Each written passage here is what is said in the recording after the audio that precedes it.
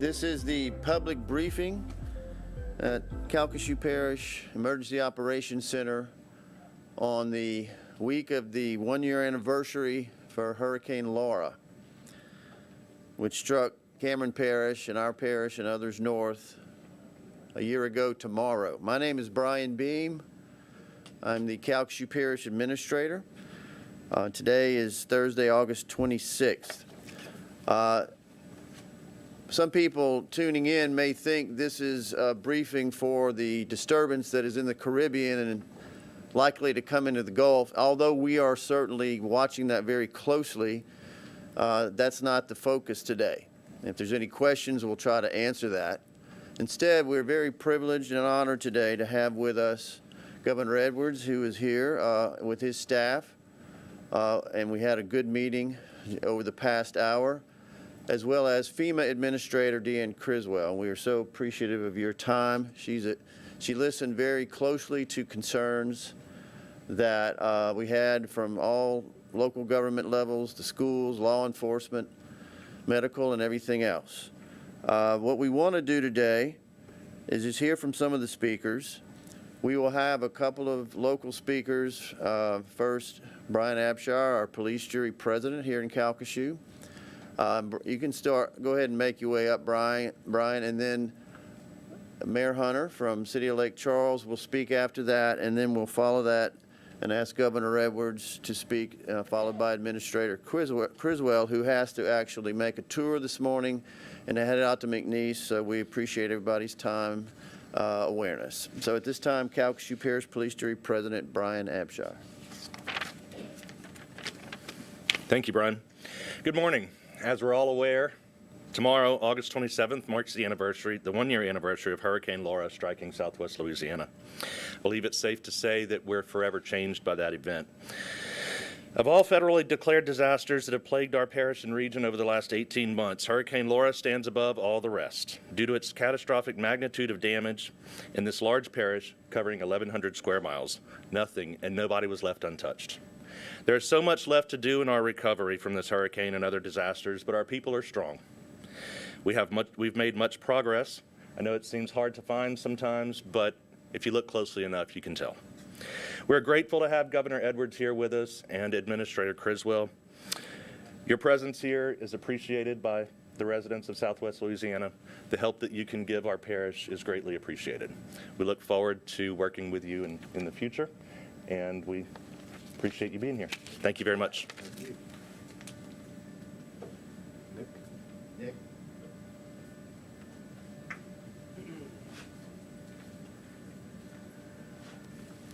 Good morning.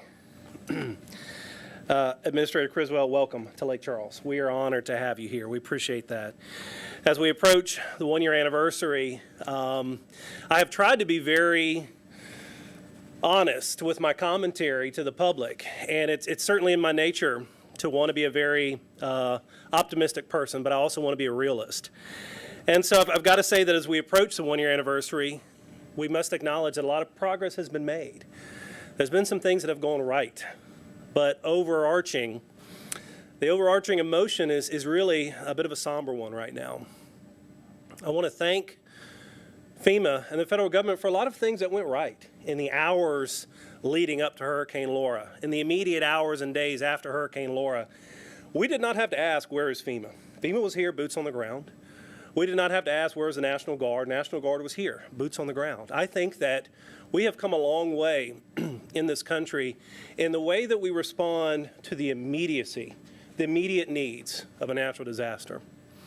But as we stand here today, a year later, the real room for improvement and the frustration and the disheartening feeling of this community is the long-term recovery aspect.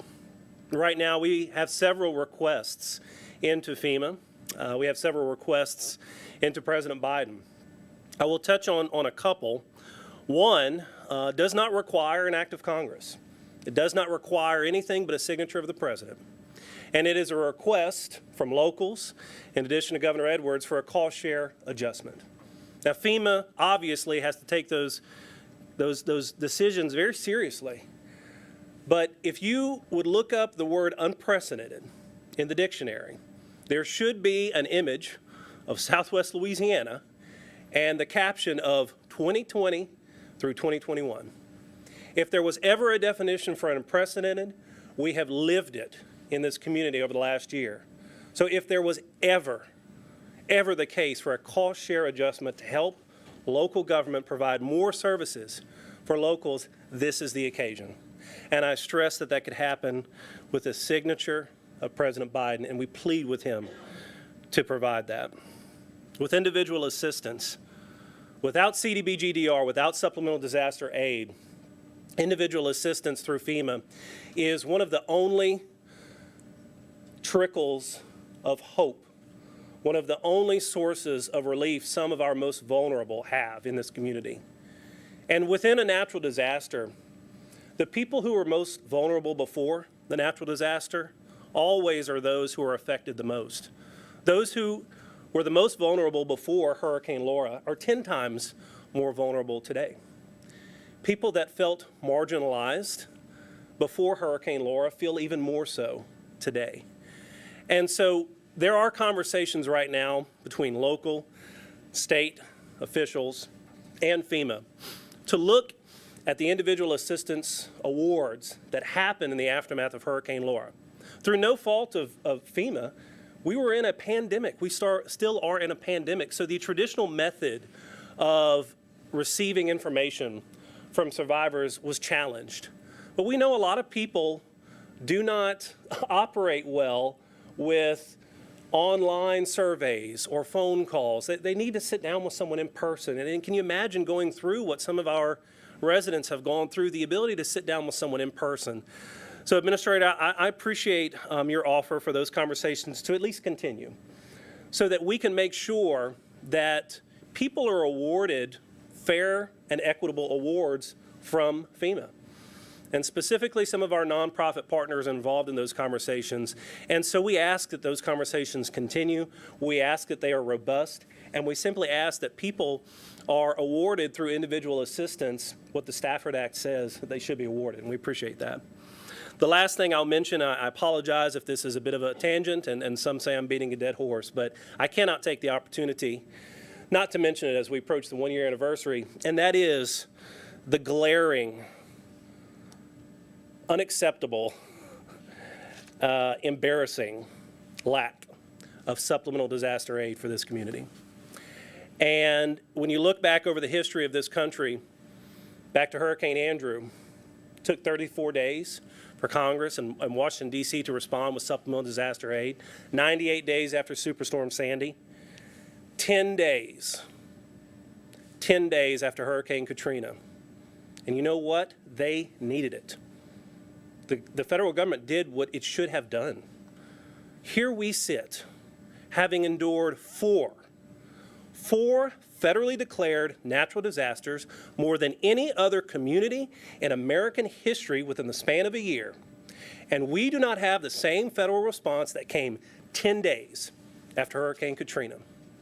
The Road Home program filtered in over $9 billion in the aftermath of Katrina to help reestablish people in healthy, sustainable housing. It had a good mission, and it was needed.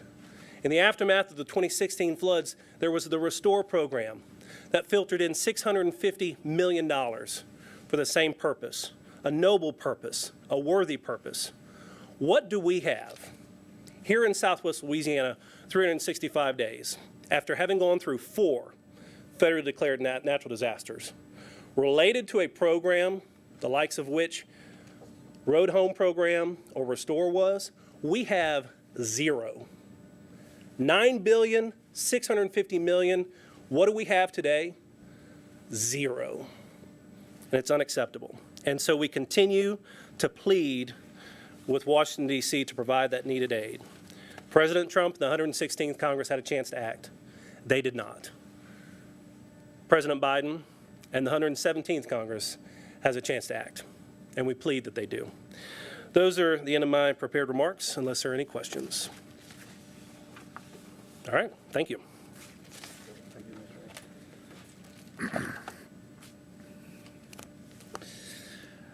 Administrator Criswell, thank you very much for being in Louisiana, Lake Charles this morning. And we want to thank Tony Robinson, the regional administrator, for coming over from Texas as well.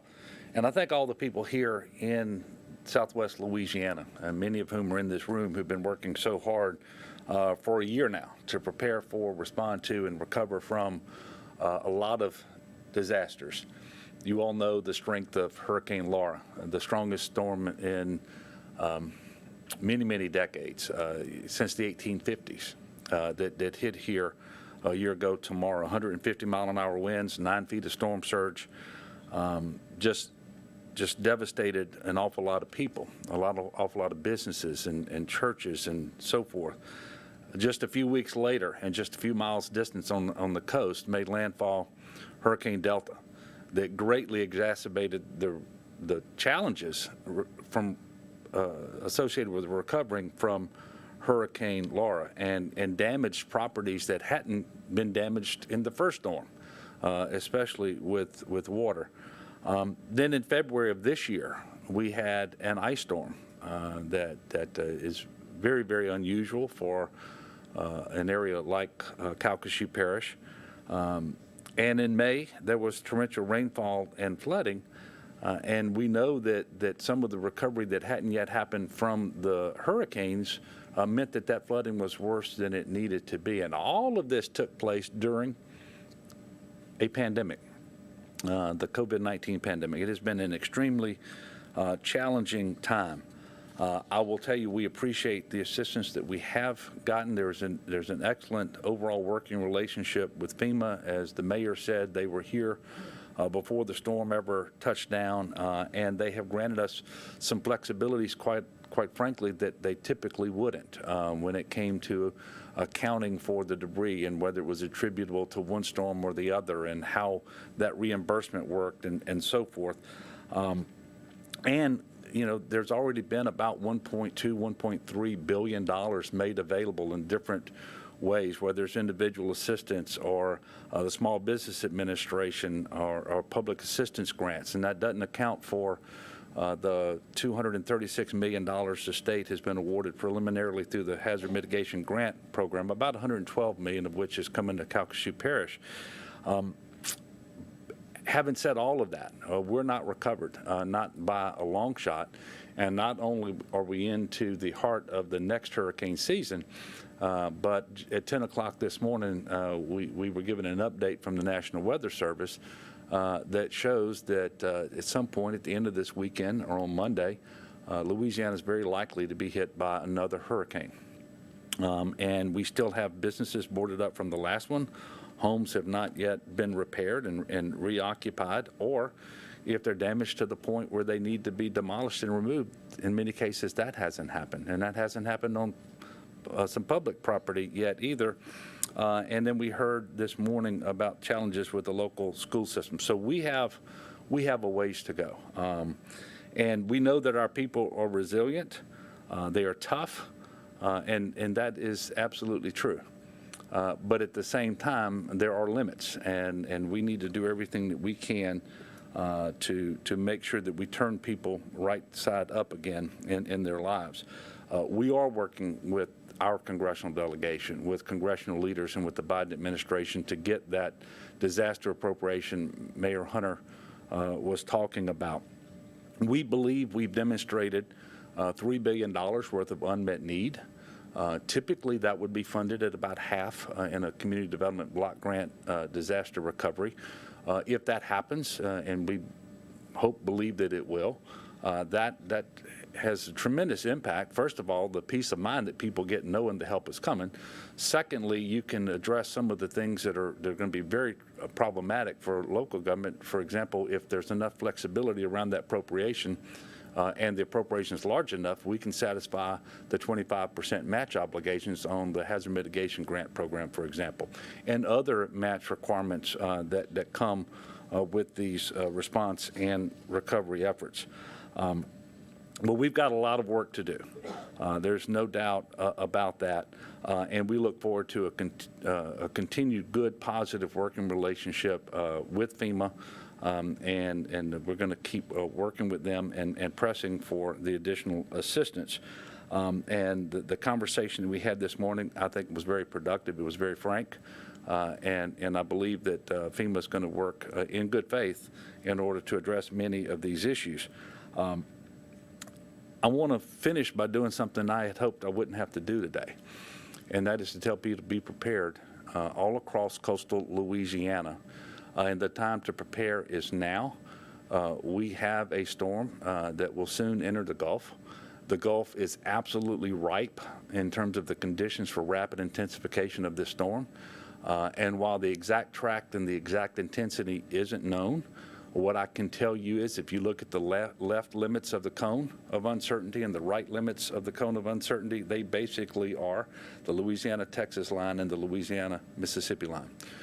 And currently, the most likely track would be right for a center strike in the Lafayette area. That could change a little bit, but everybody in Louisiana along the coast needs to be prepared for a hurricane that could come as early as late Sunday, potentially on Monday, and it could be a major hurricane. It is time to prepare now, and because what you're going to see, and we've seen it before, in fact, we saw it with Laura, in all likelihood is rapid intensification. So if you just look out there right now and you assess the storm as it is, you may not be impressed. Understand that the Hurricane Center and the meteorologists are very concerned about this storm because they see all the conditions necessary for it to strengthen very, very rapidly. And we don't have a 5, 6, 7 day advance notice where we would do all of our H-hour sequencing across the state of Louisiana, working with all of the local officials and so forth. So please pay attention to it. Follow the guidance given by your local officials. Make sure you're looking at the weather, whether it's the National Weather Service, the Weather Channel, local broadcasting, and so forth. Get a game plan. It is not too late to do that. Go to getagameplan.org. And if you haven't done so, get a vaccination.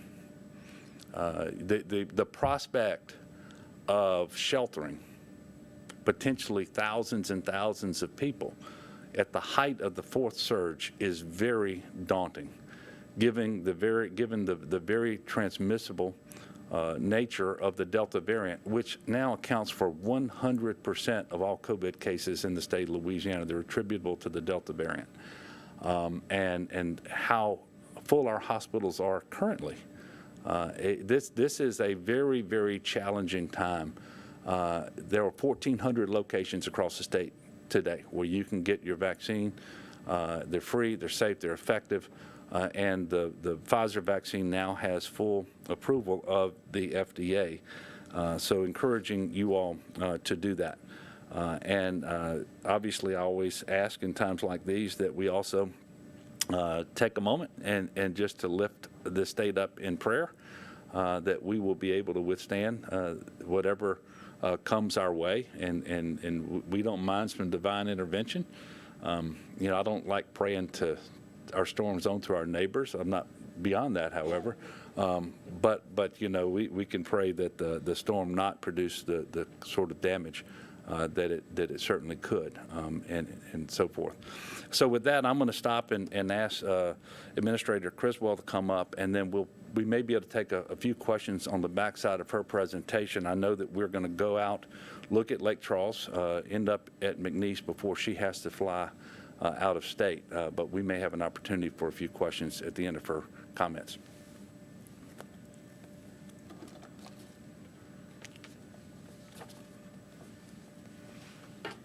Thank you, Governor. Thank you all for joining me today.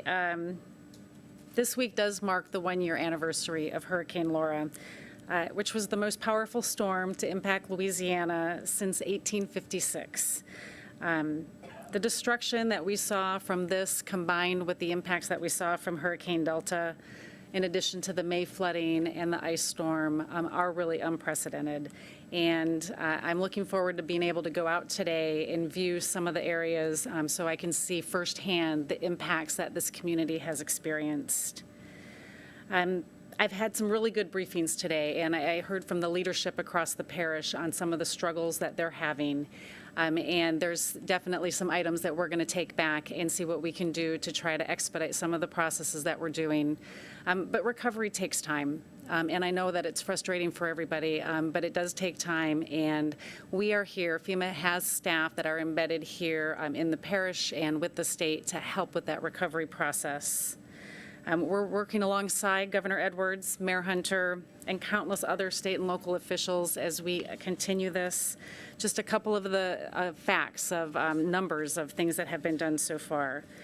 Close to 24 million cubic yards of debris have been removed from the community. Just to put this into context a little bit, this is enough to roughly fill the Superdome in New Orleans 6 times. And this is not only an indication of the scale of damage, of the damage that Southwest Louisiana experienced, but it's also an indication of the scale of the recovery that's going to continue. We've placed more than 63,000 survivors. We've supported more than 63,000 survivors who have received assistance for costs such as home repairs, rental assistance, as well as replacing some essential household items. And to date, we've placed, I think it's close to 2,400 households in temporary housing units, giving them time to identify what their long-term, more permanent housing solution might be. But regardless the scope, the scale, the size of a disaster, recovery itself never comes early enough. It never comes quick enough, and there's going to be much more that still needs to be done. And so we are committed to continuing to work with the state, with the parish, and the local communities on their ongoing recovery efforts. We all have a shared goal of building a more resilient Lake Charles. And we are going to be committed to working alongside you, Governor, and the team here as we work through that process. But as we saw this morning in the 10 o'clock advisory, we do have another threat that is approaching potentially landfall here in Louisiana. And I just want to echo the comments that the governor made about now is the time to make sure that we are prepared for this next threat. There are some simple steps that you can do. In addition to getagameplan.gov, you can also go to ready.gov. There are a lot of resources out there to help individuals make a plan. It's never too late to put a plan in place if you don't have one already. And what I would encourage you to do is also help your neighbors, help your family if they don't have one. Help them develop a plan so they know what to do in case there's landfall again. Stay informed. We don't know where this storm is going to make landfall yet. As I talk with the director of the National Hurricane Center, Director Graham, he always says wiggles matter. And so this could go a little bit west, it could go a little bit east, wherever it lands. Those little wiggles make a big difference. And so please stay informed. Listen to your local officials as to what they're telling you. And if they tell you to evacuate, evacuate. If they tell you to shelter in place, shelter in place. They're going to know what's best for you. And I encourage everyone to make sure you know where you're getting that information and listen to the advice of your local officials. And finally, I couldn't agree more with the governor in his request to, if you haven't gotten vaccinated, please get vaccinated. You may think that it's too late to get vaccinated for this storm, but it's not. It's incredibly important that we try to make that time right now to go get a vaccine. It's safe, it's effective, it'll help protect you, it'll help protect your family and your loved ones, but it'll also help protect those that you may come into contact with as a result of this potential storm. Finally, I'd just like to say thanks to the first responders who responded to Hurricane Laura in Delta, who are preparing to respond right now for a potential landfall. I heard some of the impacts that they received from last year's storms, and it's always just incredibly impressive as the hard work that your first responders do each and every day to make sure that they're keeping you safe. So if you see them, say thank you. I thank them all for the hard work that they continue to do.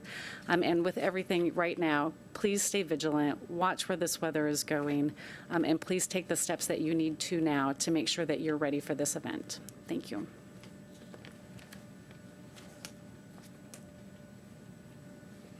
Thank you, Governor. Administrator Criswell. At this time, we do have time for just a few questions, and if we could, please direct any that you want either the governor or administrator to answer, as they're on a tight time schedule. First of all, would you have any particular advice for people who are in temporary housing, such as FEMA trailers? At what point should they leave those trailers? For example, can they even withstand a tropical storm?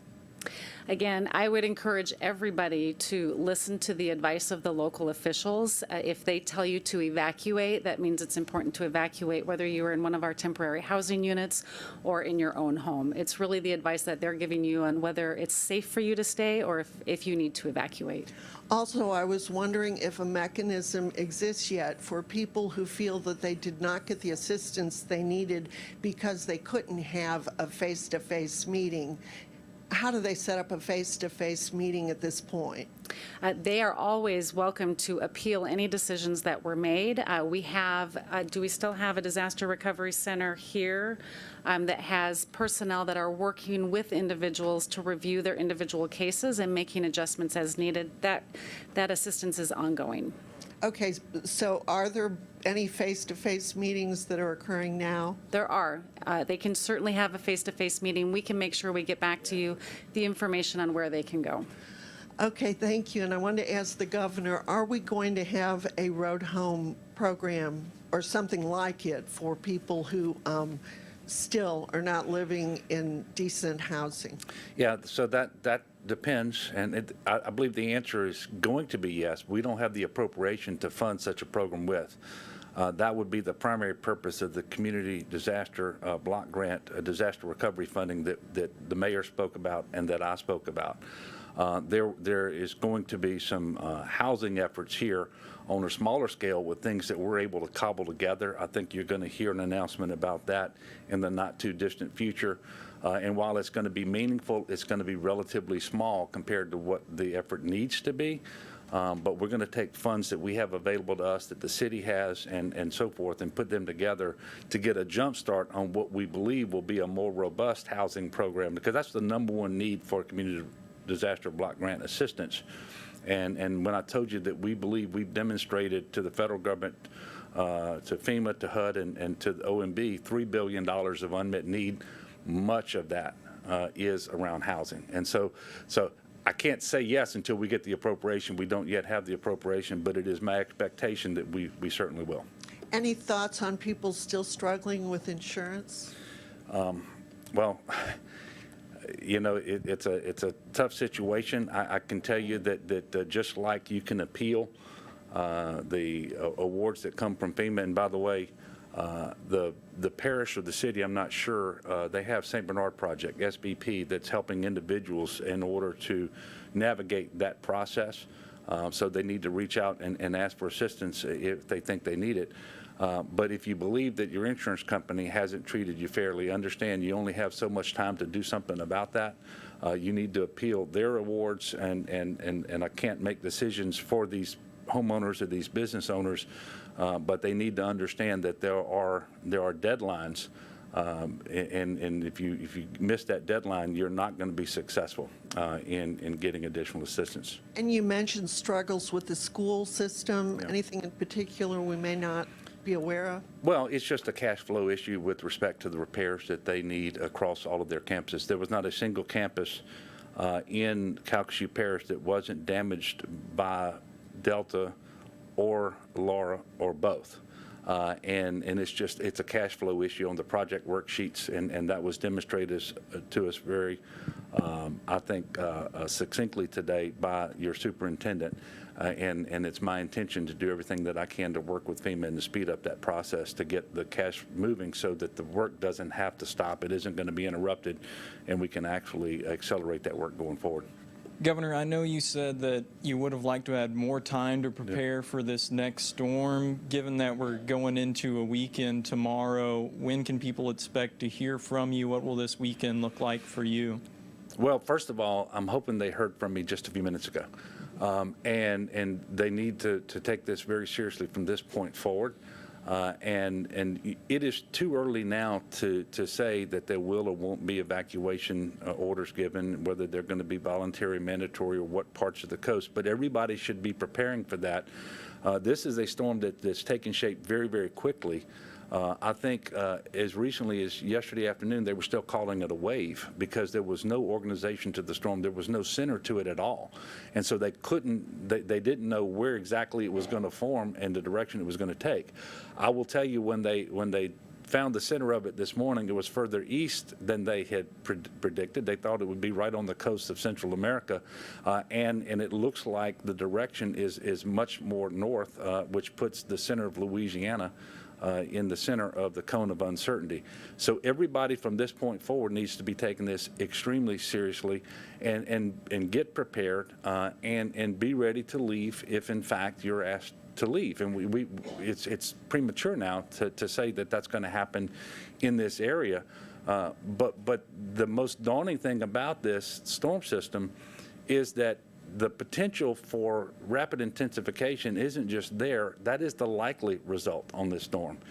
And so this is one of those that can go from tropical storm to a major hurricane, meaning a Category 3 or higher very, very quickly.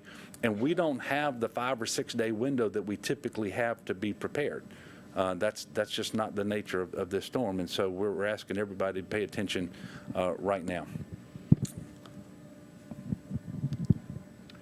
Yeah, one for the administrator, one for the governor. I was wondering if you felt that, looking back, whether the direct housing solution had moved fast enough, and if looking ahead, that can be improved in some ways in terms of getting trailers out to people, a system to locate the trailers. I know for a while that had been an issue here. There were people waiting to get them. And there was a lot of, there was a pretty complicated process to go to in finding sites for them. And then, I'll ask for the governor after that. Temporary housing is a very individual need as well, right? And so where we're always able to get some individuals into temporary housing very quickly, there's always others that do take longer based on their specific needs. We're always looking for ways to try to figure out how we can make that go faster. There's certain processes that do have to be put in place to support that. Again, I know that there's some that did get in quickly. There's some that did recently just get licensed in. Again, we're always trying to find ways to improve it. Each individual does have specific needs, though, and specific requests, and part of it is trying to make sure that we're meeting their needs of where they want to be, close to their schools, close to their work, and so that also plays into the factor. Governor, you had mentioned, I think it was late June, you were saying you were hopeful that in the weeks ahead that the CDBG, some effort to get that would begin to take shape. I was wondering if you have any updates since then, if you've had any communications with the White House or the leadership in Congress since then, and if you're hopeful that that's going to happen soon. Well, I am, and I've had conversation really since right after the storm happened with our congressional delegation, with congressional leadership, with the Trump White House, now the Biden administration. More recently, I was able to have a phone call with Speaker Pelosi about this, but also conversations with Congressman Cassidy. Just yesterday, I had an opportunity to speak to Congresswoman Letlow, who, even though she represents the 5th Congressional District, she was asking what she could do to potentially help with this. The indications that I get are that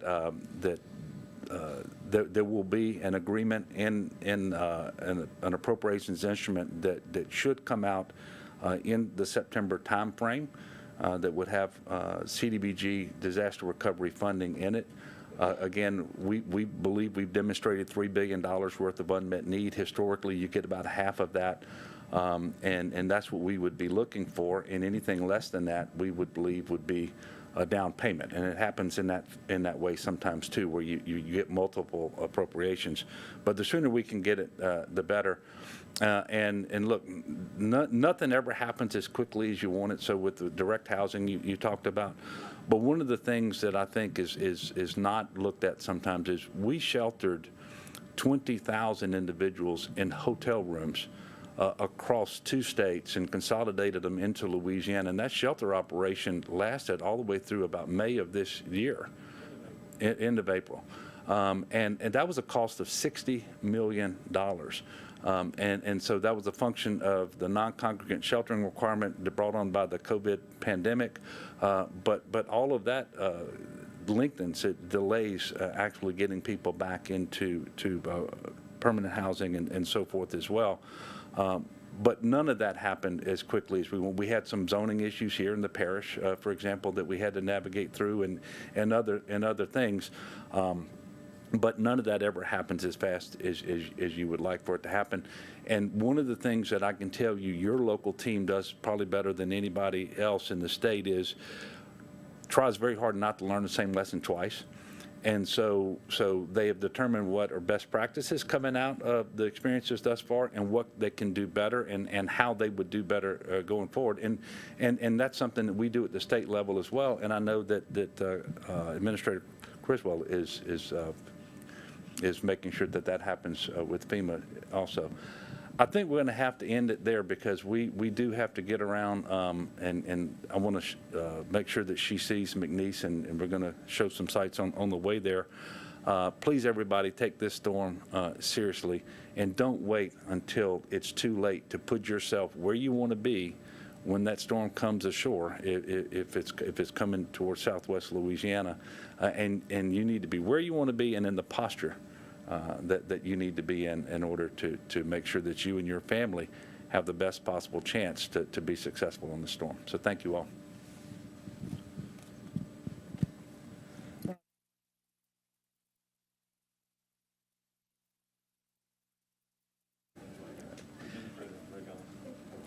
Thank you. This will conclude our public briefing.